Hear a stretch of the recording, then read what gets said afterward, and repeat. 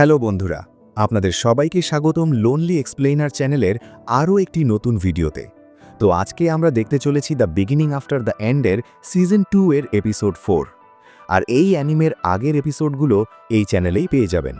তো এই এপিসোডের শুরুতে আমরা দেখতে পাই আর্থারের চুলের রং এখন বদলে যায়, আর অন্যদিকে আমাদের সিলভিকে দেখানো হয়।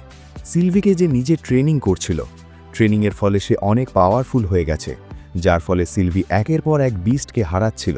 কিন্তু তখনই সে আর্থারের পরিস্থিতির কথা জানতে পারে, তাই সে দ্রুত আর্থারকে সাহায্য করতে চলে যায়। এদিকে আর্থারও বুঝতে পারে যে সিলভি আসছে, তাই সে সিলভিকে বলে, সিলভি, আমি ঠিক আছি, তাই আমি চাই তুমি যেখানে আছো সেখানেই থাকো। যদি আমার কিছু হয়ে যায় তাহলে আমি চাই তুমি আমার পরিবারের কাছে চলে যেও। কিন্তু সিলভিয়াতে রাজি হয় না। সে বলে, না, আমিও সাহায্য করতে পারি। তখন আর্থার তাকে বলে, প্লিজ আমার কথা শোনো। শেষ পর্যন্ত সিলভিকে আর্থারের কথা মানতেই হয়। সিলভি এখন যাওয়ার আগে বলে, ঠিক আছে, আমি যাচ্ছি, কিন্তু প্লিজ খুব সাবধানে থেকো। এটা শুনে আর্থার কোনো উত্তর দেয় না, কারণ তখন আমরা দেখতে পাই সে নিজের ওপর ধীরে ধীরে কন্ট্রোল হারাতে শুরু করেছে। আর্থারের গতি তখন অনেক বেড়ে যায়। সে একাই সেই মনস্টারের সাথে লড়াই করতে এগিয়ে যায়। আর্থার বুঝতে পারে সেই ফেজটা বেশিক্ষণ সামলাতে পারবে না, তাই তাকে যত দ্রুত সম্ভব এই লড়াই শেষ করতে হবে। সে নিজের পুরো পাওয়ার দিয়ে মনস্টারের ওপর অ্যাটাক করে, কিন্তু তখন আর্থার অনুভব করে তার শরীর এই পাওয়ার সহ্য করতে পারছে না। সে দেখে তার হাত ধীরে ধীরে ভেঙে যেতে শুরু করেছে। ঠিক তখনই মনস্টারও তার ওপর পাল্টা আক্রমণ করতে যায়। এটা দেখে আর্থার একসাথে সব এলিমেন্ট ব্যবহার করে এক ভয়ঙ্কর এলিমেন্ট তৈরি করে এবং সরাসরি সেই মনস্টারের উপর আঘাত করে, তাকে সম্পূর্ণভাবে শেষ করে দেয়। মনস্টারকে হারানোর পর আর্থার আবার স্বাভাবিক অবস্থায় ফিরে আসে, কিন্তু এই ফেজ ব্যবহার করার কারণে তার শরীরের অবস্থা ভীষণ খারাপ হয়ে যায়। সে সেখানেই অজ্ঞান হয়ে মাটিতে পড়ে যায়। অন্যদিকে আমাদের জাইরাস সিটির দৃশ্য দেখানো হয়। সেখানে আমরা আর্থারের বাবা মাকে দেখি। তারা এলেনরের দেখাশোনা করছিল, কারণ ট্রেনিং করার পর সে খুব ক্লান্ত হয়ে পড়েছিল। তারা সবাই ঘরেই ছিল। হঠাৎ করে এলিসের হাতে থাকা আংটিটা জ্বলে ওঠে। এখন আংটিটা জ্বলতে শুরু করায় এলিস বুঝে যায় আর্থারের খারাপ কিছু হয়েছে। তার পরের দৃশ্যে আমরা দেখি আর্থারের জ্ঞান ফিরে আসে, কিন্তু তার শরীরের ভেতরে সে ভীষণ ব্যথা অনুভব করছিল। তার সামনে ইলাইজা ছিল। ইলাইজা বলে, তুমি এখনও বেঁচে আছো, এটা দেখে খুব ভালো লাগছে। তখন আর্থার বলে, আমার হাতের যে ক্রিস্টালগুলো আছে সেগুলো বের করে দাও। এটা শুনে ইলাইজা আর্থারের গ্লাভসের ভেতর থেকে সেই ক্রিস্টালগুলো বের করে নেয়। সেগুলো ছিল হিলিং ক্রিস্টাল, আর সেগুলো ব্যবহার করে ইলাইজা আর্থারকে হিল করতে শুরু করে। হিলিংয়ের ফলে আর্থারের হাত আবার আগের মতো ঠিক হয়ে যায় এবং তার অবস্থাও ধীরে ধীরে ঠিক হতে থাকে। তখন আর্থারের মনে পড়ে এই সব কিছুর জন্য দায়ী লুকাস, যে সবার সাথে বিশ্বাসঘাতকতা করে পালিয়ে গেছে। এখন আর্থার দাঁড়ানোর চেষ্টা করে, কিন্তু সে উঠতে পারে না। তারপর আর্থার ইলাইজাকে জ্যাসমিনের কথা জিজ্ঞেস করে। ইলাইজা বলে সে সামনের দিকে আছে, আর লুকাস জ্যাসমিনকে খুব জোরে আঘাত করেছিল। এর ফলে জ্যাসমিনের অবস্থাও খুব খারাপ হয়ে গেছিল, কিন্তু আমার কাছে একটা মেডিকেল কিট ছিল, তাই আমি তার পোড়া ক্ষতগুলো সারিয়ে দিয়েছি। কিন্তু মনে হচ্ছে তার শরীরের ভেতরের ক্ষতি অনেক বেশি হয়েছে। এই কথা শুনে আর্থার দাঁড়িয়ে পড়ে এবং ইলাইজাকে বলে, আমার কাছে যত জেম বাকি আছে সব জ্যাসমিনের উপর ব্যবহার করো। এটা শুনে ইলাইজাও সেই ক্রিস্টালগুলো ব্যবহার করে জ্যাসমিনকে হিল করে দেয়। এর ফলে জ্যাসমিনের অবস্থা আগের থেকে অনেক ভালো হয়ে যায়। ইলাইজা বলে, দেখে মনে হচ্ছে কয়েক ঘন্টা বিশ্রাম নিলে জ্যাসমিন পুরোপুরি ঠিক হয়ে যাবে। এটা দেখে আর্থার খুব খুশি হয়ে যায়। সে মনে মনে নিজের মাকে ধন্যবাদ জানায়, কারণ এই হিলিং ক্রিস্টালগুলো অ্যালিস দিয়েছিল। ঠিক তখনই হঠাৎ করে সিলভি আর্থারের সাথে যোগাযোগ করে এবং জিজ্ঞেস করে, তুমি কি ঠিক আছো? আর্থার বলে, হ্যাঁ, আমি ঠিক আছি, কিন্তু তুমি কোথায় আছো?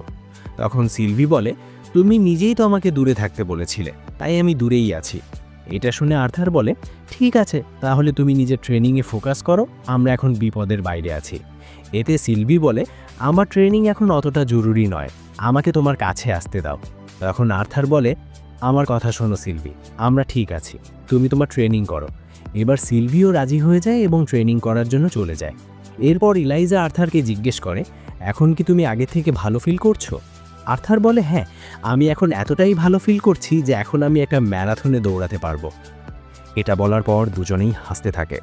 এরপর ইলাইজা আর্থারকে বলে, সত্যি বলতে কি, আমি কখনো কল্পনা করিনি যে তোমার মতো একজন লেজেন্ডারি মাস সোর্সম্যান আমারই বয়সী হবে। এটা শুনে আর্থার ভয় পেয়ে যায় এবং দেখে যে তার কাছে মাস্কটা নেই।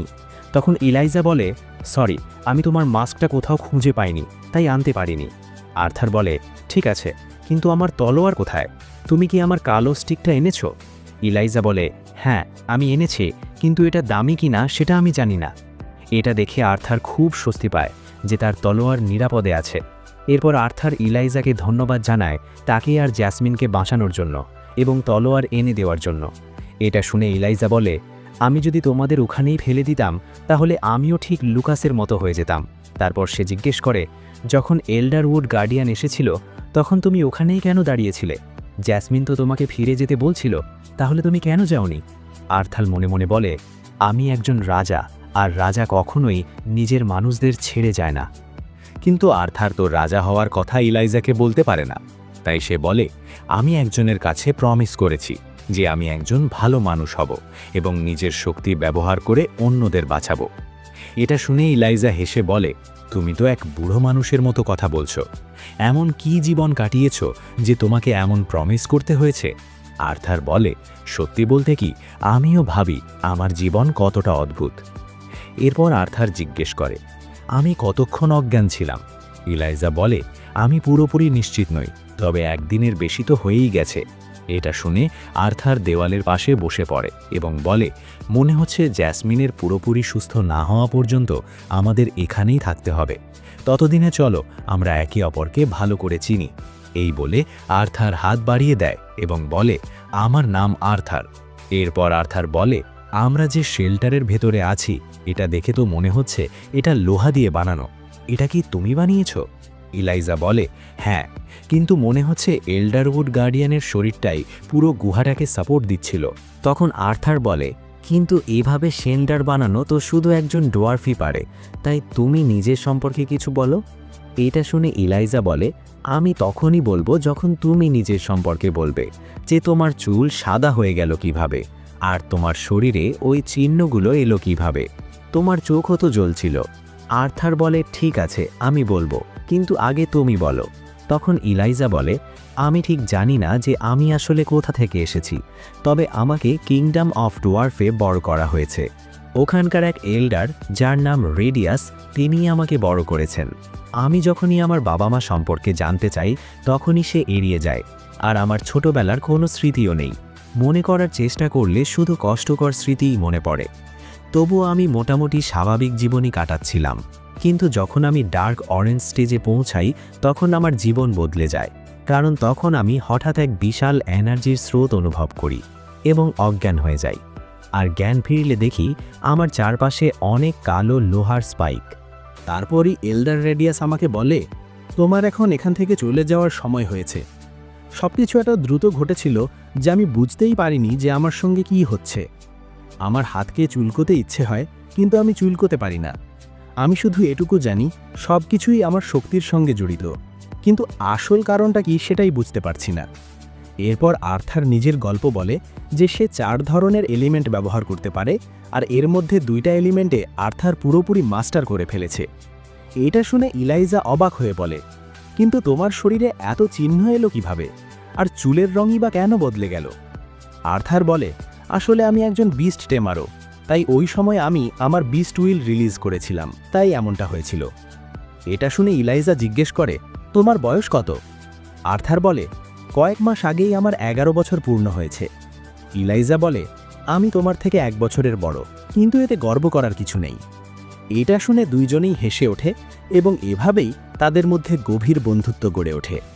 হঠাৎ আর্থারের শরীরে আবার ব্যথা শুরু হয়। এটা দেখে ইলাইজা জিজ্ঞেস করে, তুমি ঠিক আছো তো? আর্থার বলে, হ্যাঁ। তারপর আর্থার আরেকটা হিলিং ক্রিস্টাল বের করে নিজেকে হিল করে। এদিকে জ্যাসমিনের জ্ঞান ফিরে আসে, আর সে আর্থারকে দেখে জড়িয়ে ধরে কাঁদতে শুরু করে। সে বলে, আমাকে মাফ করে দাও। আর্থার বলে, চিন্তা করো না, সব ঠিক আছে। জ্যাসমিন বলে, না, কিছুই ঠিক নেই, আমি তোমাকে আবার প্রোটেক্ট করতে পারিনি। আর্থার বলে, এতে তোমার দোষ নেই, আমি নিজেই জেদ করেছিলাম। হঠাৎ আর্থারের আবার ব্যথা হয়। জ্যাসমিন বলে তোমার ইনজুরি এখনও পুরোপুরি হিল হয়নি। এরপর সে ইলাইজাকে বলে তোমার ডাইমেনশন রিংয়ে আমাদের ব্যাগ আছে, আর আমার ব্যাগে একটা ইমার্জেন্সি মেডিকেল কিট আছে। এটা শুনে ইলাইজাও মেডিকেল কিট বের করে দেয়। তারপর জ্যাসমিন সবাইকে ব্যান্ডেজ করে দেয়। আর্থার বলে এখন আমি একটু ভালো ফিল করছি। এরপর আর্থার দাঁড়ানোর চেষ্টা করে, এটা দেখে ইলাইজা তাকে সাহায্য করে।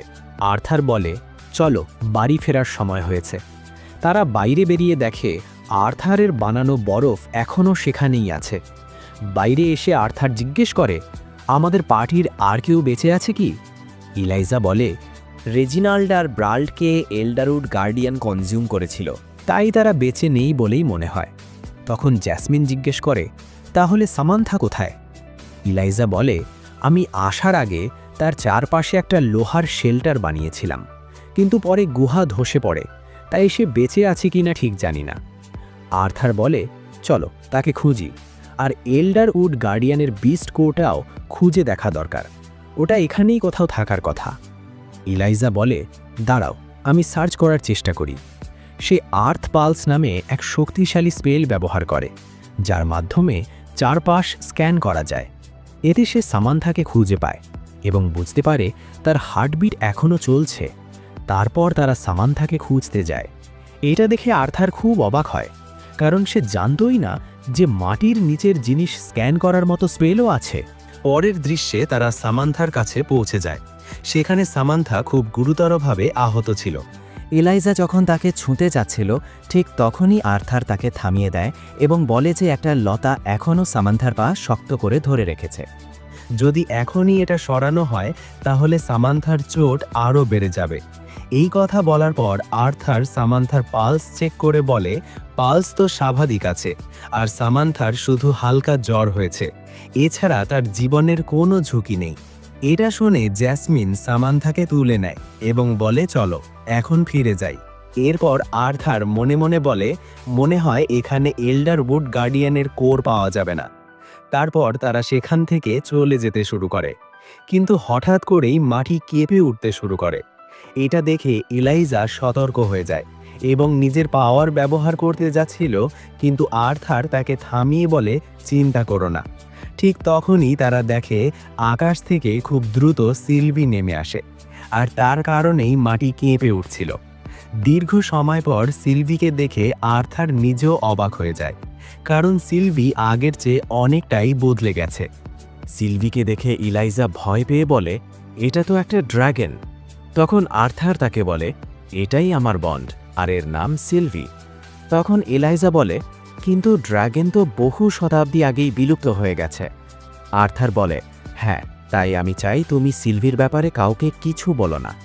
এটা শুনে ইলাইজা অবাক হয়ে যায়। সে বলে আর্থার মাত্র 11 বছরের একটি ছেলে, সে 4টি এলিমেন্ট ব্যবহার করতে পারে, 2টাতে মাস্টারিও করেছে, আর তার সঙ্গে আবার একটি ড্রাগনও আছে। এরপর তারা নিরাপদে সামান্থাকে সিলভির পিঠে তুলে দেয়। আর্থার ইলাইজাকে বলে চলো এখান থেকে যাওয়া যাক। আর এখানেই এই এপিসোড শেষ হয়ে যায়। আর তোমরা কমেন্টে জানাও আজকের এপিসোড কেমন লেগেছে। আর তোমাদের যদি এই ভিডিও ভালো লেগে থাকে তাহলে এই ভিডিওতে বেশি বেশি লাইক করে দিও, যাতে আমি বুঝতে পারি যে তোমাদের এই ভিডিওটা পছন্দ হয়েছে।